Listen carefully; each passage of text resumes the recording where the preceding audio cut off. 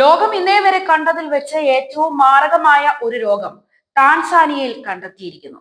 കണ്ണിലൂടെ രക്തം വന്ന് മനുഷ്യജീവൻ എടുക്കുന്ന ഈ രോഗം ബാധിച്ച 9 പേരിൽ 8 പേരും മരണപ്പെട്ടു.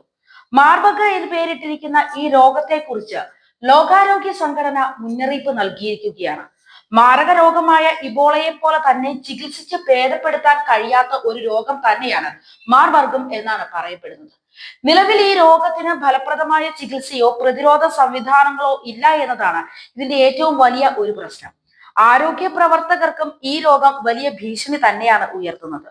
നിലവിൽ ടാൻസാനിയയിലെ വടക്ക് കിഴക്കൻ മേഖലയായ കഗേരയിലാണ് ഈ രോഗം ഏറ്റവും അധികം കണ്ടെത്തിയിരിക്കുന്നത്. ലോകാരോഗ്യ സംഘടന ഈ മേഖലയിലേക്ക് വിദഗ്ധ സംഘത്തെ നിയോഗിച്ചിരിക്കുകയാണ്. ടാൻസാനിയയുടെ അയൽ രാജ്യങ്ങളായ റുവാണ്ടയിലും ബറുണ്ടിയിലും ഈ രോഗം സംബന്ധിച്ച് ആരോഗ്യ പ്രവർത്തകർക്ക് ലോകാരോഗ്യ സംഘടന മുന്നറിയിപ്പും നൽകിയിട്ടുണ്ട്. ഇവിടങ്ങളിലും കഴിഞ്ഞയാഴ്ച അജ്ഞാത രോഗം ബാധിച്ച് 5 പേർ മരിച്ചതും മാർബർഗ് കാരണമാണോ എന്ന കാര്യവും പരിശോധിച്ചു വരികയാണ്.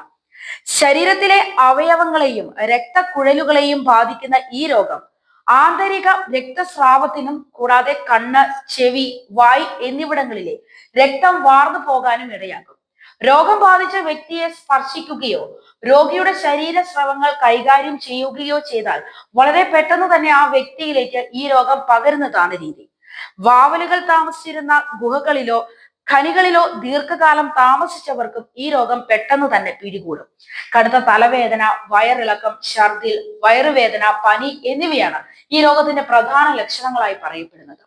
രോഗത്തിന്റെ ആദ്യഘട്ടത്തിൽ പലപ്പോഴും ഇബോളയോ മലമ്പനിയോ ആണ് എന്നായിരിക്കും പലരും കരുതുക. ചിലരുടെ ശരീരം തടിച്ചു വീർക്കുകയും മുഖം വികാരരഹിതമായി തീരുകയും ചെയ്യും. രോഗം ബാധിക്കുന്ന 10 പേരിൽ 9 പേരും മരിക്കാനാണ് സാധ്യത എന്നാണ് ലോകാരോഗ്യ സംഘടന വ്യക്തമാക്കുന്നത്. നേരത്തെ റുവാണ്ടയിലും ഈ രോഗം കണ്ടെത്തിയിരുന്നു.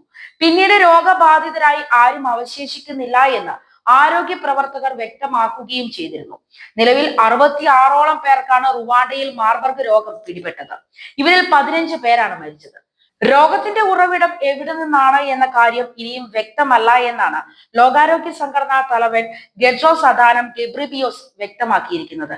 എന്തായാലും ഇനിയൊരു അടച്ചുപൂട്ടലിലേക്ക് ലോകം കടക്കുമോ എന്ന ചോദ്യമാണ് ഉയർന്നു വരുന്നത്.